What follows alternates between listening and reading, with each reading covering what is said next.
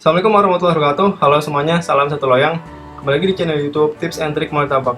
Sedang bahas seputar informasi martabak, baik itu martabak manis maupun martabak telur. Pada video bahasan kali ini, saya bakal membahas tentang tes wawasan martabak. Jadi nanti ada beberapa pertanyaan yang bakal kita jawab dan juga kita bahas bersama-sama. Oke, langsung saja pertanyaan yang pertama.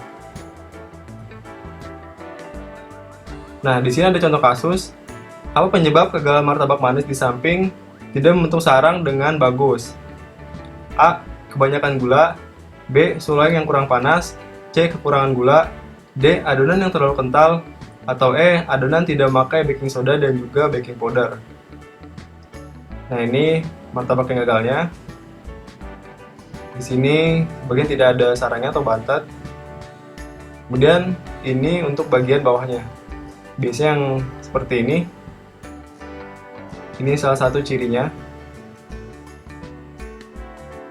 Oke, kira-kira dari kelima opsi ini, mana opsi yang paling pas? Untuk kebanyakan gula ini bukan, suhu loyang juga bukan, kekurangan gula bukan.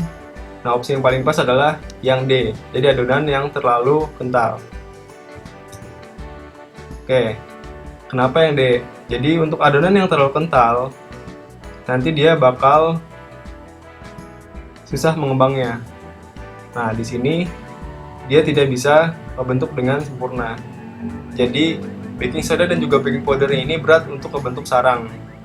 Biasanya kalau sudah berjualan ini, misalkan berjualan di jam 4 sore bukannya, buat adonan di jam 2. Nah, setelah jam 6 malam atau jam 7 malam, bakal rawan kayak gini. Karena adonan lama-kelamaan itu bakal kental, jadi ada yang menguap ya, atau kalau di industri itu ada non volatilnya. Jadi perlu diperhatikan buat teman-teman yang sudah berjualan. Kalau misalkan latihan biasanya sih normal-normal aja, karena kan kalau latihan ketika buat adonan langsung dicetak.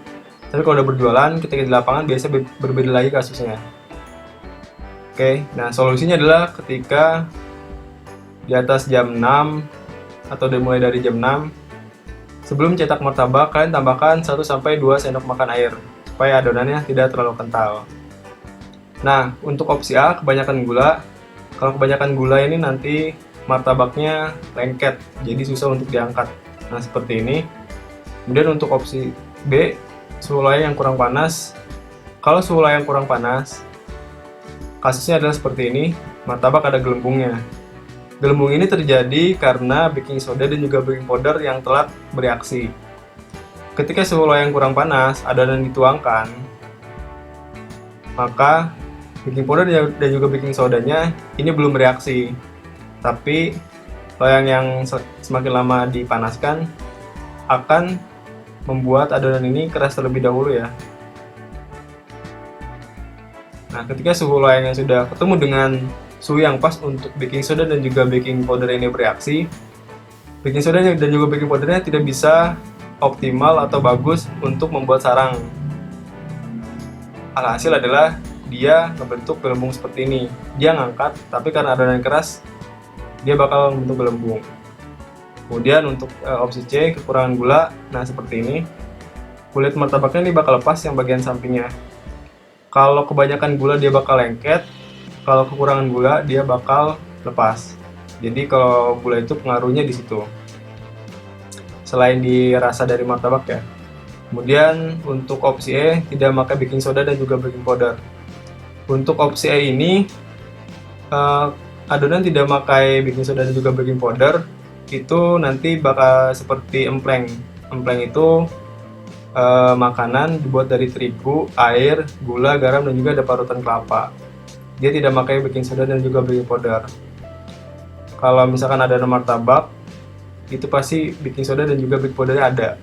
Itu yang ngebentuk sarang. Oke, kemudian lanjut ke pertanyaan yang kedua. Apa jenis kesalahan ketika mengalami kegagalan tersebut saat penjualan martabak manis? Opsi A kesalahan mayor, opsi B kesalahan minor. Nah, jadi perlu teman-teman ketahui, dalam buat martabak manis itu ada 2 kriteria kesalahan. Yang pertama adalah kesalahan mayor dan yang kedua adalah kesalahan minor.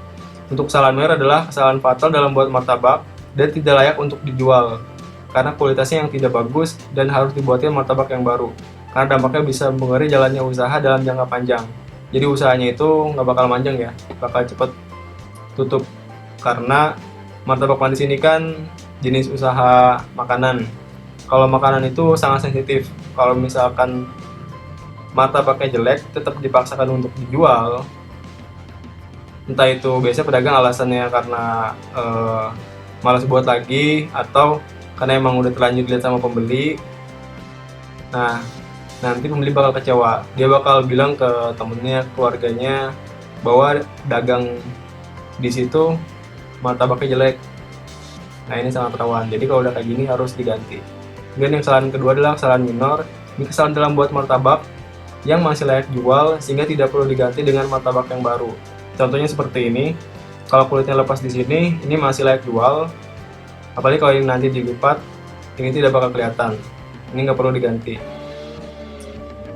Nah, jelas berarti ya, kalau ini adalah kesalahan mayor. Jadi, ini harus diganti dengan yang baru. Oke, buat teman-teman yang pengen menambah lagi wawasan tentang martabak manis dan juga martabak telur atau martabak modern ya. Nah, teman-teman bisa ikuti kursus online yang kami adakan. Apa yang akan teman-teman dapatkan ketika mengikuti kursus ini? Yang pertama itu tentang martabak manis, dan yang kedua adalah tentang martabak telur. Jadi nanti berupa video praktek, resep, dan juga rahasianya. Nah, lalu apa yang akan diajarkan? Yang pertama adalah tentang martabak manis, kedua martabak telur, ketiga martabak pizza. Martabak pizza ini seperti ini. Ini nanti dari 4 rasa sampai yang paling banyak adalah 25 rasa. Nanti untuk teknik motoknya diajarkan. Kemudian martabak tipker seperti ini.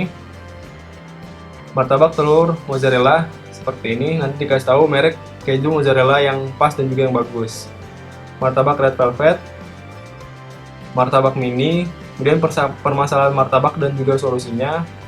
Selanjutnya yang akan diajarkan adalah menentukan harga jual, kemudian dapat bimbingan usaha. Jadi ketika sudah buka usaha tetap dikasih bimbingan dan lain-lain. Nah, kelebihan dari kursus online ini adalah memudahkan untuk anggota yang terkendala tempat dan waktu.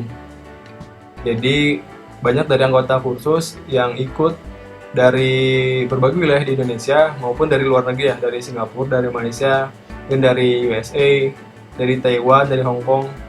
Itu orang Indonesia yang ada di luar. Kalau untuk daerah Singapura dan juga Malaysia adalah orang asli sana, karena bahasanya dengan Indonesia tidak jauh berbeda. Kemudian kelebihan kedua adalah belajar kapan saja dan di mana saja. Yang ketiga, durasi belajar lebih lama. Dan yang keempat, proses mengenai masalah martabak lebih detail karena ini langsung dengan gambar ya, bisa foto atau video. Kemudian fasilitas yang akan teman-teman dapatkan adalah yang pertama, akses komunikasi. Jadi akses komunikasinya itu langsung saya, nanti langsung komunikasi dan langsung dibimbing. Kemudian fasilitas yang kedua adalah tidak ada batas waktu. Jadi ketika teman-teman mengikuti kursus ini, teman-teman nggak ada batas waktunya. Jadi sampai kapanpun masih bisa ikut kursusnya. Dan yang ketiga adalah masuk grup martabak. Nanti teman-teman akan dimasukkan ke dalam grup martabak. Nah, di situ banyak para pedagang martabak. Nanti bisa sharing mengenai martabak manis dan juga martabak telur. Dan juga bisa menambah ilmunya. Oke, jadi buat teman-teman segera ikuti pelatihannya agar berhasil dalam buat martabak. Nah, untuk biaya pelatihannya adalah 300.000. Jadi teman-teman yang pengen daftar, teman-teman bisa hubungi di nomor WhatsApp di sini atau linknya nanti ada di deskripsi ya. Oke. Selanjutnya untuk pertanyaan yang nomor 3, manakah di antara bahan-bahan berikut ini yang tidak harus atau wajib ada dalam buat adonan martabak manis? Untuk opsi A adalah air, opsi B terigu, opsi C gula pasir, opsi D baking soda, dan opsi E adalah baking powder. Nah, ini adalah bahan-bahannya. Oke, jelas adalah yang tidak harus atau wajib ada yaitu adalah opsi E, yaitu baking powder. Jadi gini teman-teman, air itu wajib, terigu juga wajib, gula pasir ini wajib harus ada. Kemudian antara baking soda dan juga baking powder ini bisa pilih salah satu. Tapi yang wajib adalah baking soda. Kenapa harus baking soda dan bukan baking powder? tingkat proses mengembang antara baking soda dan juga baking powder itu berbeda. Baking soda itu lebih kuat dan juga lebih bagus. Nanti dia bisa membentuk sarangnya, dia lebih tinggi dan juga daya kuat untuk mengembangnya dia lebih unggul ya dibanding baking powder. Kalau baking powder tetap bisa dipakai dan membentuk sarang, cuman hasilnya adalah martabak ini kurang mengembang. Jadi kalau buat martabak manis tanpa baking powder itu bisa, tapi kalau buat martabak manis tanpa baking soda itu tidak bisa. Nah ini jadi perlu diperhatikan ya, kedua bahan ini. Oke, selanjutnya untuk pertanyaan nomor 4, loyang dengan spesifikasi berat 5-8 kg, diameter dalam bawah dan atas beda 2 cm. Diameter dalam bawahnya 20 dan bagian atas adalah 22 cm ya. Dengan ketebalan 1,5 cm. Merupakan jenis loyang apa? Opsi A loyang biasa, opsi B loyang semi premium, opsi C loyang premium, opsi D loyang modern, dan opsi E loyang klasik. Loyangnya seperti ini. Diameter dalam bawah 20, atasnya ini 22, dia beda 2 cm. Kemudian untuk ketebalan adalah 1,5 cm. Beratnya 5-8 kg. Kira-kira ini loyang jenis apa?